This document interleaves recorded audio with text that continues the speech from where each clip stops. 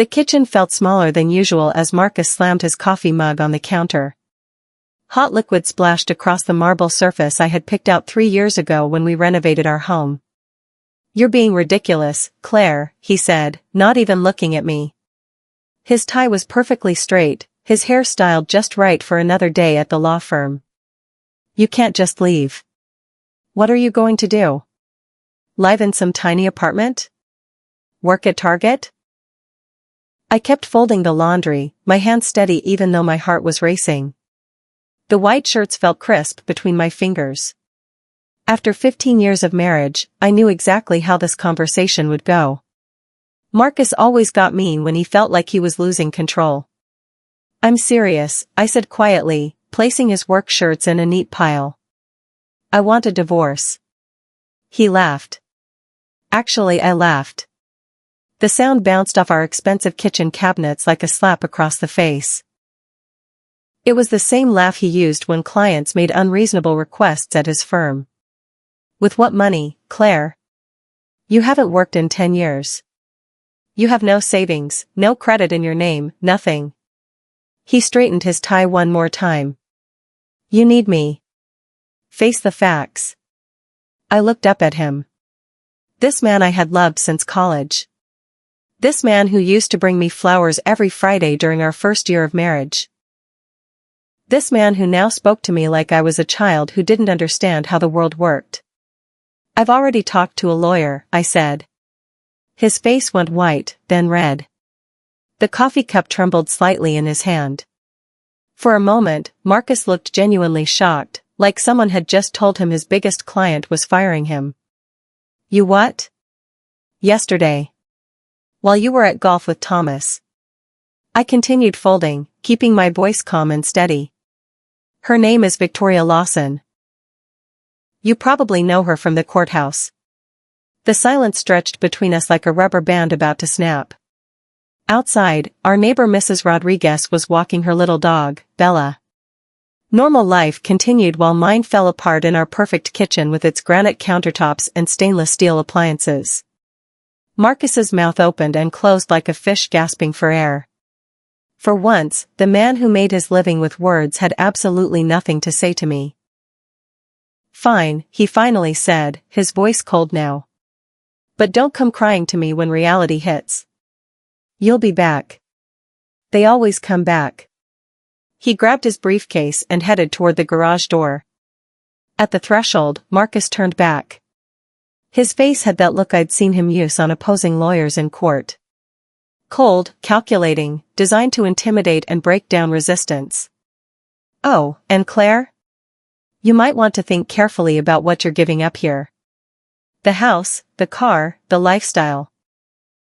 All of this." He waved his hand around our perfect kitchen with its granite countertops and imported Italian fixtures. "This house is worth $800,000. Your car? $60,000. The country club membership, the vacations to Europe twice a year, the designer clothes filling your closet." His voice was getting louder now, more aggressive. "Gone. All of it gone." I didn't respond.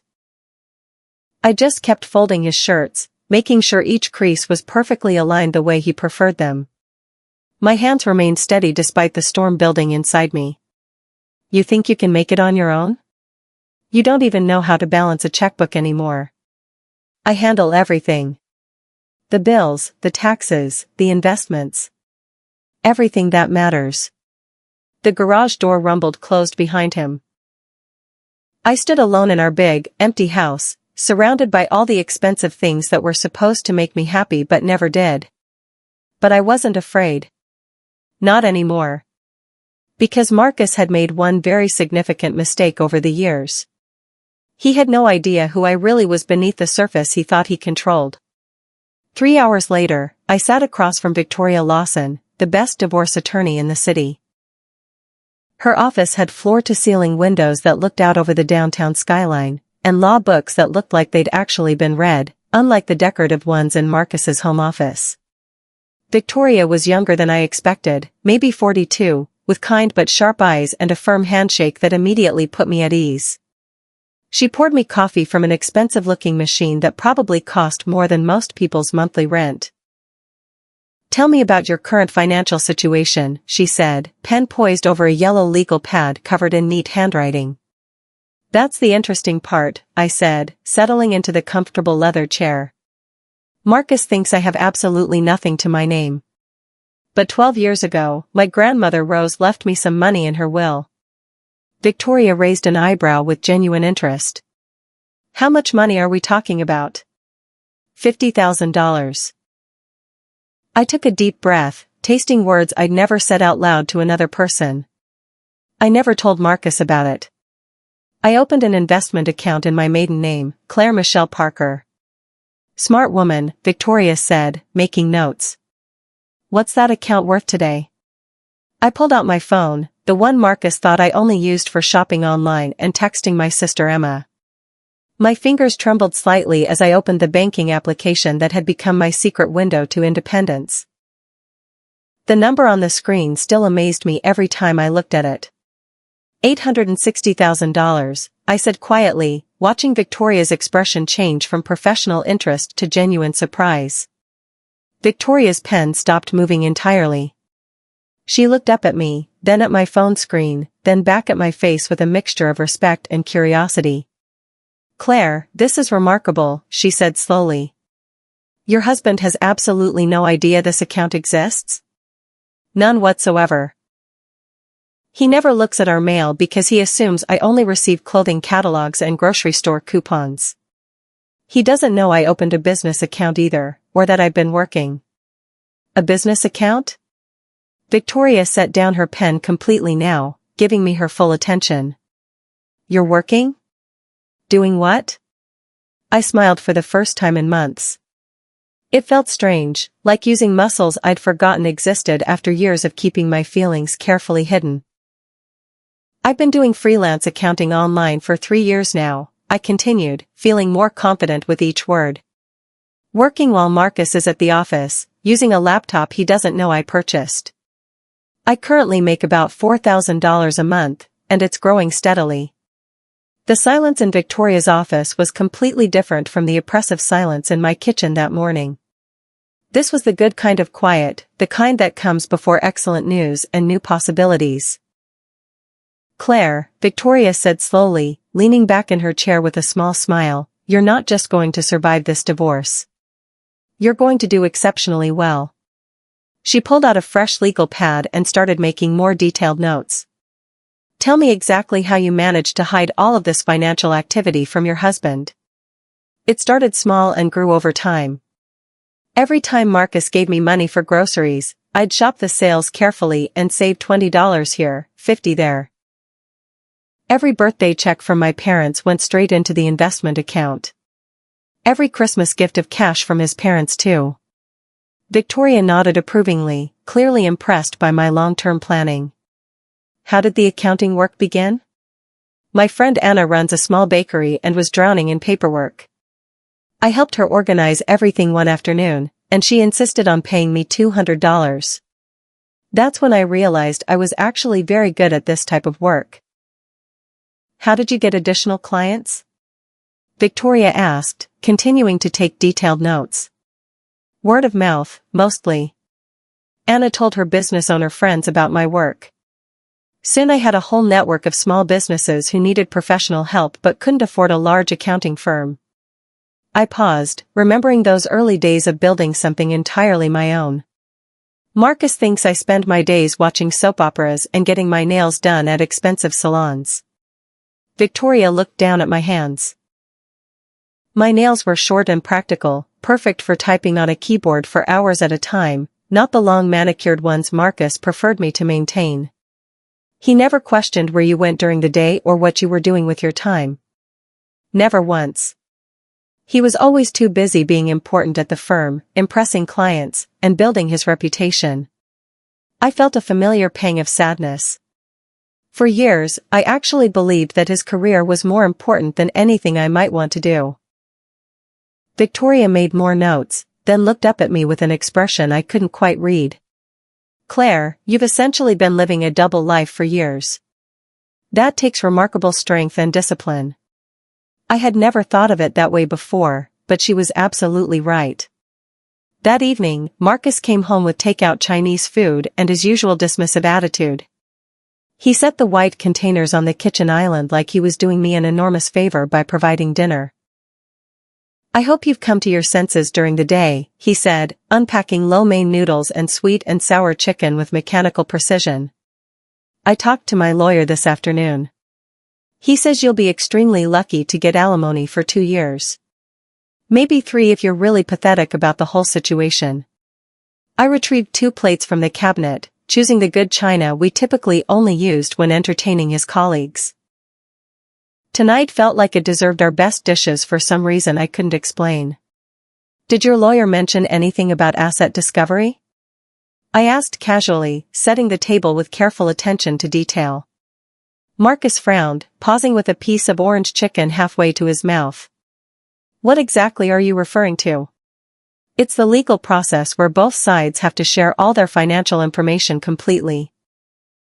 Bank accounts, investment portfolios, retirement funds, business interests. Absolutely everything." I sat down across from him, cutting my chicken into small, precise pieces. "So what?" He shrugged, but something flickered in his eyes for just a moment. "You know exactly what I have. And you have nothing to hide because you have absolutely nothing." I nodded slowly, maintaining perfect composure. "Right. Nothing whatsoever to hide." Something in my tone made him study my face more carefully, but I simply smiled pleasantly and asked him to pass the fortune cookies. The rest of dinner proceeded in relative silence, with only the sound of chopsticks against plates. The next few days passed quietly on the surface. Marcus left for work each morning with his usual confidence, came home each evening expecting dinner on the table exactly when he walked through the door. I played the part perfectly, the devoted wife who was having serious second thoughts about this whole divorce situation. But internally, I was preparing for battle. I made copies of everything important: bank statements, insurance policies, tax returns from the past 5 years. I photographed Marcus's home office while he was at work, carefully documenting every paper, every file, every document. Victoria had given me a comprehensive checklist, and I methodically checked off each item. I also packed a small suitcase with essentials and stored it in Mrs. Rodriguez's garage next door. She didn't ask any questions when I knocked on her door that Tuesday afternoon, just nodded understandingly and pointed toward the corner behind her holiday decorations. "You're a good woman, Claire," she said in her soft, accented voice. "You deserve so much better than constant shouting and disrespect." On Thursday evening, Marcus was in an especially good mood. He'd won some significant case at the firm and was feeling generous with his attention and affection. "Maybe we should make reservations at that new French restaurant downtown this weekend," he said, loosening his tie with a satisfied expression. "We could talk about this whole divorce situation like reasonable adults." I smiled and agreed enthusiastically, knowing that by then, it wouldn't matter what we discussed or where we went for dinner. My phone rang at exactly 7 a.m. on Friday morning. Marcus's number flashed on the screen, but he should have been getting dressed for work upstairs in our bedroom. I was already downtown at my favorite coffee shop, the one he always criticized as too artsy with its mismatched chairs and local artwork covering the walls. I'd just finished a productive video call with a potential new client, a small chain of jewelry stores that wanted me to handle their entire bookkeeping system. The contract would be worth $6,000 monthly, my largest client yet. "What the hell, Claire?" His voice was shaking, which was completely unusual. Marcus never lost his composure, never showed weakness or uncertainty to anyone. "You'll have to be more specific about what's bothering you," I said calmly, sipping my vanilla latte made with oat milk. "The investment account. The business. All this money." He was practically shouting now, causing other customers in the coffee shop to glance over with concern. "My lawyer says you have almost $1 million hidden away." I watched a young mother push her toddler on the swing set across the street through the large window. The little girl was laughing with pure joy, completely carefree. Oh, that situation, I said, as if we were discussing something as mundane as the weather forecast. I assumed you knew everything about our family's finances. The silence on the other end of the phone was absolutely deafening. I could picture Marcus in his home office, legal papers spread across his mahogany desk, his face growing redder by the minute. Claire, we need to talk immediately. We are talking right now. I mean in person, face to face. Come home right now. We can work through this whole misunderstanding. His voice had changed completely. The commanding, authoritative tone was gone, replaced by something I'd never heard before. Pure desperation. I continued watching people walk by the coffee shop window. Young couples holding hands, elderly couples walking slowly together, single people living their lives without asking anyone's permission or approval. I am home, I said simply. I signed a lease agreement yesterday. 1-bedroom apartment downtown, 6 blocks from here. It has exposed brick walls and enormous windows. It's absolutely perfect for my needs. Claire, please listen to me. I was completely wrong. I was stressed about work and the Henderson case, and I took all my frustration out on you unfairly. But we can fix this situation. The Henderson case. He'd been working on it for months, barely speaking to me except to complain about how exhausted and overwhelmed he felt. Marcus? I said, interrupting his rambling apology. Yes? Do you remember exactly what you said about me working at Target? He didn't answer, which was enough for both of us. I actually called them yesterday afternoon. They're hiring seasonal workers at $18 per hour. The manager, Patricia, was really nice and welcoming. She said they love hiring mature workers because we're reliable and responsible. I paused deliberately. But I won't need that job because I already have steady work. Actually, I now have 12 regular clients. More silence. In the background, I could hear his expensive coffee maker beeping insistently. The one he'd bought without consulting me, the one that made coffee I didn't even particularly like. The legal papers will be ready Monday morning, I continued. Victoria says since I can clearly support myself financially, I don't need alimony payments. But I am legally entitled to half of everything we built together during our marriage. The house, your retirement fund, that boat you purchased last year. Claire, wait just a minute. Oh, and Marcus? You were wrong about one very important thing. What exactly? His voice was barely a whisper now. I smiled, even though he couldn't see my expression. I didn't need you financially. I never needed your money. I just loved you deeply. There's a significant difference between those two things. I hung up and immediately turned off my phone. The coffee shop was getting busier now, filled with people starting their Friday morning routines with energy and purpose. I ordered another latte and a fresh blueberry muffin, then opened my laptop to work on the jewelry store's financial books. Numbers had always made perfect sense to me, even back in college. While Marcus was struggling through difficult corporate law classes, I was easily acing my accounting courses with minimal effort.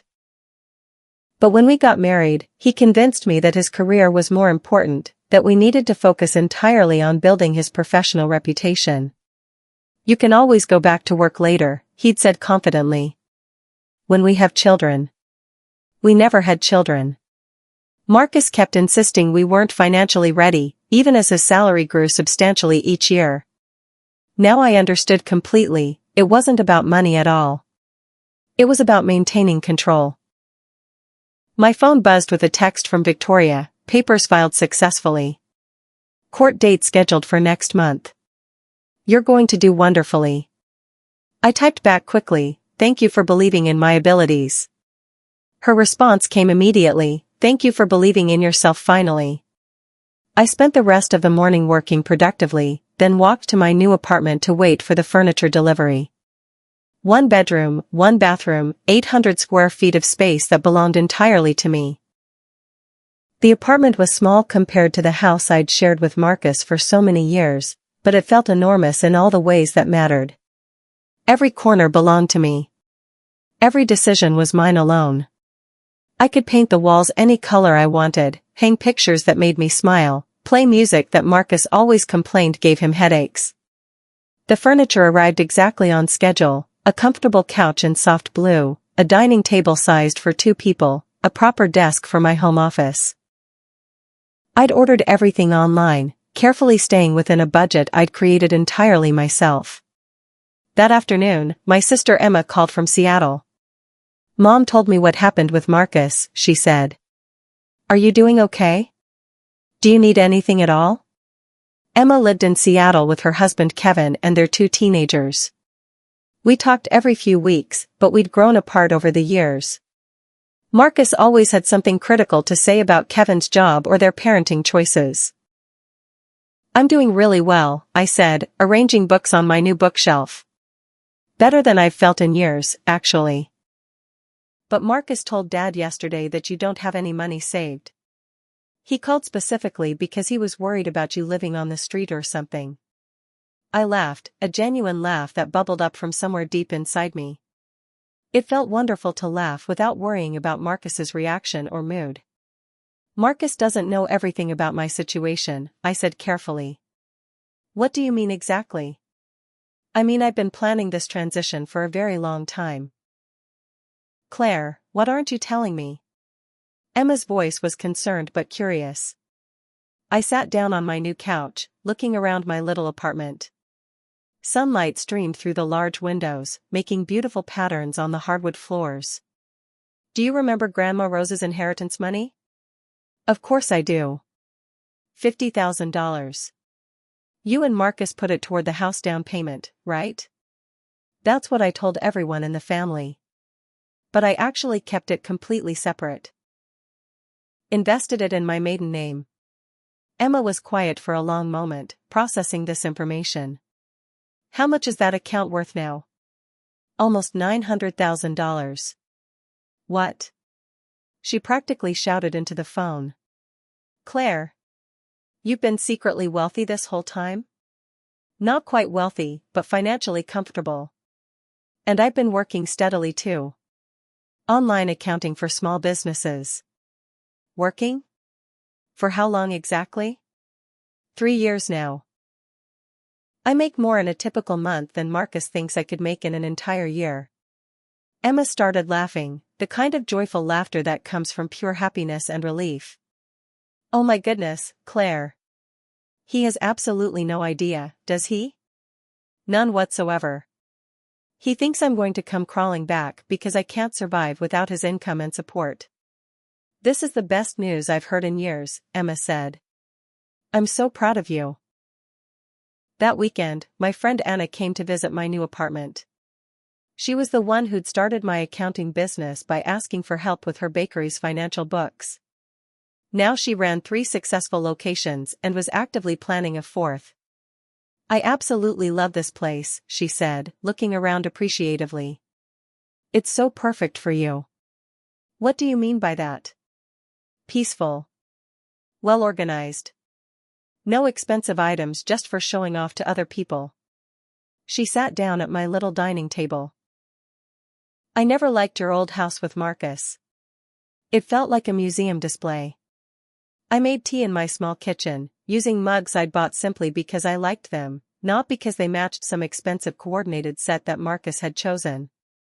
"Marcus chose absolutely everything in that house," I admitted. "The colors, the furniture, even the artwork on the walls. He said I didn't have good taste in decorating." "That's completely ridiculous," Anna said firmly. "You redesigned my bakery's entire layout, and it's absolutely perfect. Customers constantly comment on how welcoming and comfortable the space feels." Anna was right about that. I'd helped her create a space that was both beautiful and functional, warm and professional simultaneously. But Marcus had convinced me over the years that I wasn't good at those types of creative decisions. "How's the business growing?" she asked. "Really well. I'm actually thinking about hiring an assistant soon. Maybe even renting proper office space downtown." "Claire, that's amazing news. You could build something really significant." For the first time, I could actually visualize it clearly. Not just getting by financially, but genuinely succeeding and thriving in business. Monday morning brought a surprising phone call. Victoria called with important news about the divorce proceedings. Marcus's lawyer wants to settle quickly, she said. They're offering you $30,000 and 2 years of alimony payments. I was sitting at my desk, reviewing detailed profit and loss statements for a client's restaurant. The morning sun was hitting my computer screen perfectly. What did you tell them? I asked. I told them we'd consider 50% of all marital assets, which is exactly what you're legally entitled to anyway. Victoria's voice had a satisfied tone. They weren't expecting you to have your own experienced representation. Or your own substantial assets. How long do we have to respond to their offer? They want an answer by Friday. But Claire, there's something else you should know. Marcus emptied your joint checking account this morning. Moved everything to an account in his name only. I actually smiled at this news. How much was in there? About $3,000. He thinks he's punishing me by taking $3,000 when I have almost $900,000 he doesn't know exists? Victoria laughed appreciatively. Men like Marcus never understand women like you until it's far too late. I spent the rest of that day working on client accounts, feeling more confident and capable with each balance sheet I completed successfully. This was my skill, my talent, my business that I'd built from nothing. By Wednesday, my new daily routine was settling in nicely. Coffee at the downtown shop, work from my apartment office, lunch at the little sandwich place on the corner. Simple, peaceful, entirely mine. My phone rang while I was reviewing tax documents for a small construction company. Marcus's number appeared on the screen. Claire, I've been thinking seriously about our settlement discussion. His tone was completely different now. Not angry, not condescending. Almost respectful, which was something I hadn't heard in years. Victoria mentioned that you made an offer, I replied, not looking up from my spreadsheet. I want to be fair about this. I know you're scared about the future, and I don't want to leave you struggling financially. Still talking to me like I was helpless and dependent. Some things apparently never changed with Marcus. The thing is, Marcus, I'm not scared at all. And I'm definitely not struggling. Come on, Claire. You can't realistically live on a few $100s a month from some online bookkeeping hobby. I set down my pen deliberately. Marcus, last month I made $8,000 from my accounting business. This month I'm on track for $10,000. Complete silence on the other end. That's impossible, he finally said. Is it really? You never once asked what I did during my days. You assumed I was watching television and shopping online. But, $8,000 monthly? Small businesses need professional help with their financial books. I'm excellent at it, I'm reliable, and I charge fair market rates. I don't understand any of this, Marcus said, and for once, he sounded genuinely confused rather than angry. When did you start this business? How did you learn these skills? I started 3 years ago when you told me I was getting soft and should find something productive to do with my time. I remembered that conversation clearly. We'd been at Thomas's barbecue, and Marcus had made jokes about lazy housewives in front of all his lawyer colleagues. I didn't mean it that way. You meant it exactly that way. And you were actually right about one thing. I did need something productive and meaningful to do. I pulled up my client list on my computer screen. I now handle financial books for 15 different businesses. 2 restaurants, a chain of boutiques, several contractors, Anna's bakeries, and others. 15 separate businesses?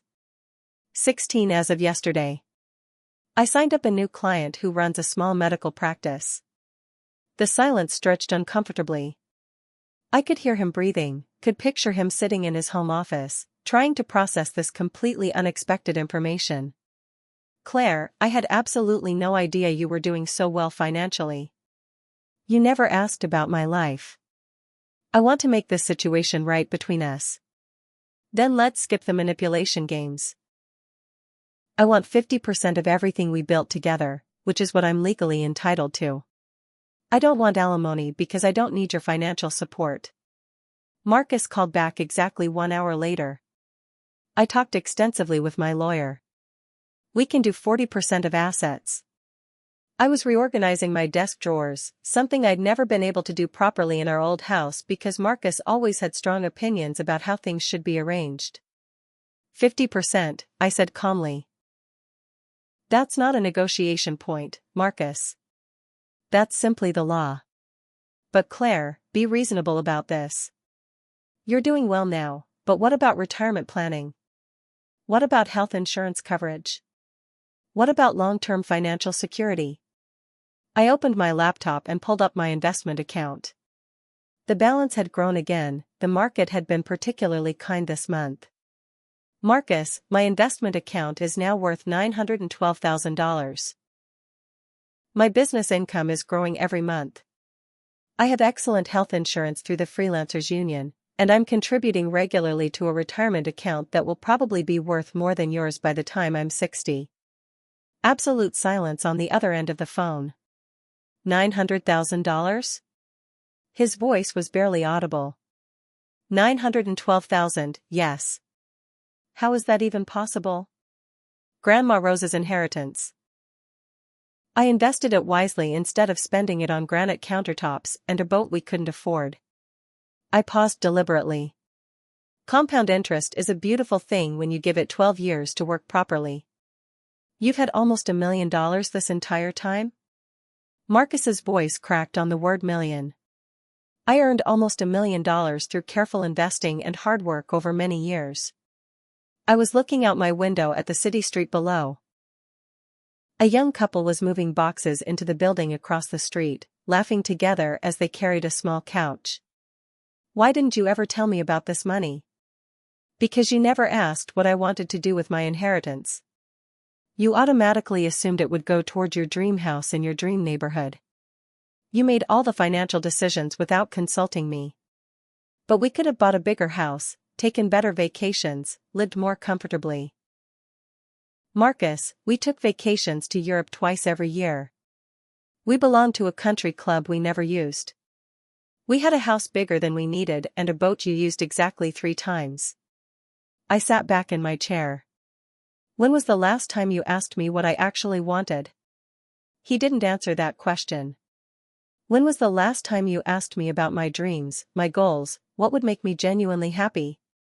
Still complete silence. You see, Marcus, money was never the real problem in our marriage. The problem was that you forgot I was a person with my own thoughts and feelings and ambitions. I never forgot that. You did forget. And now you're shocked to discover that I have a whole life you knew absolutely nothing about. Victoria called Thursday morning with a final update on our settlement negotiations. Marcus's lawyer called first thing this morning. They're agreeing to 50% of all assets and no alimony payments.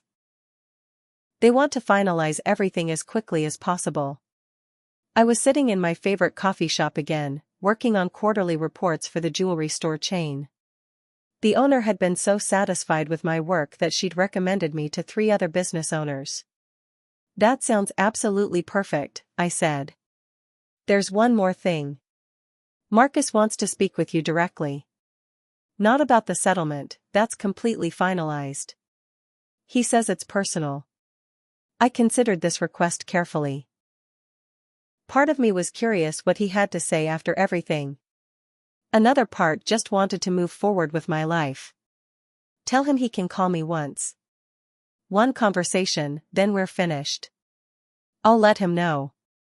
That evening, I was cooking dinner in my small kitchen, pasta with fresh vegetables from the farmer's market, when my phone rang. Claire? Marcus's voice was quiet and uncertain. Hi, Marcus. I wanted to apologize sincerely. Really apologize, not just because of the money situation, but because I was wrong about everything. I stirred the pasta sauce, considering his words carefully. I appreciate that. I keep thinking about what you said, about me not asking what you wanted. You're absolutely right about that. Marcus, we were married for 15 years. When did you stop seeing me as an equal partner and start seeing me as, I don't know, an employee or assistant? He was quiet for a long time. I honestly don't know. Maybe when work got extremely stressful, and it seemed easier to make decisions myself than to discuss everything with you. Maybe when I started thinking I was protecting you from having to worry about complicated financial matters. But I never asked to be protected from adult responsibilities. I asked to be included in important decisions. I know that now. His voice was genuinely sad. I've been thinking constantly about what you said, about love versus need. I did need you, Claire. More than I realized. But I forgot to keep loving you properly. It was the most honest thing he'd said in years. I'm sorry it took losing you to figure that out, he continued. Marcus, I hope you learn from this experience. I hope your next relationship is different. What about us? Is there any chance we could? No. I said it gently but firmly. Too much has changed. I've changed. I understand completely. He paused. For what it's worth, I'm genuinely proud of what you've built. The business, the investments, all of it. You were always smarter than I gave you credit for. Thank you. That actually means something to me. After we hung up, I felt lighter somehow. Not happy about the end of our marriage, but peaceful about my decision. 3 months later, I was sitting in a conference room overlooking the city, listening to a presentation that could transform everything I'd built. We're looking for a financial consulting firm to handle our entire Pacific Northwest division, the CEO was explaining. 15 locations, approximately 200 employees total. It was the kind of major contract that could transform my small accounting business into a real company. The kind of opportunity one never could have imagined when I was folding Marcus's shirts in our big, empty kitchen. The position would require relocating to Seattle, she continued. We'd provide office space and help with the entire transition. Seattle. Where Emma lived with her family. Where I could start over completely, build something new from the ground up. When would you need a final answer? I asked. Take all the time you need to decide. But Claire, I have to tell you, everyone we've consulted recommended you specifically. Your reputation in the business community is outstanding. My reputation. Something I'd built myself, one satisfied client at a time, one perfectly balanced set of books at a time. After the meeting, I walked through downtown, past the coffee shop where I'd spent so many productive mornings, past the building where Marcus's law firm had their offices. I pulled out my phone and called Emma. How would you feel about having your big sister living in the same city? 6 months later, I stood in my new office in Seattle, looking out at Mount Rainier in the distance. The sign on the door read Parker Financial Consulting, my maiden name, my company, my success. We now employed 12 people and handled accounts for 43 businesses across 3 states. Emma worked part-time as our marketing coordinator, and we had lunch together twice a week. That evening, walking back to my apartment, I thought about Marcus's words from that morning so long ago, you can't survive without me. He'd been right about one thing, I couldn't survive the way I was living before. But that was because I hadn't been living at all. Now, finally, I was doing both, surviving and thriving in the life I was always meant to build. The end.